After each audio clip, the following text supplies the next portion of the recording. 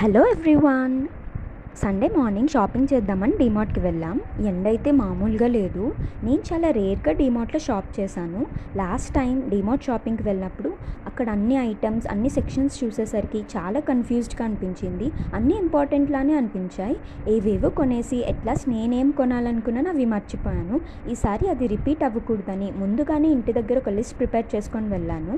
డైరెక్ట్గా సెక్షన్ దగ్గరికి వెళ్ళి ఆ ఐటెం పిక్ చేసి బాస్కెట్లో వేశాను. మా డాడీ అన్ని ఐటమ్స్ చూస్తారు, బట్ ఏది కొనరు. చాలా లిమిటెడ్గా షాప్ చేస్తారు.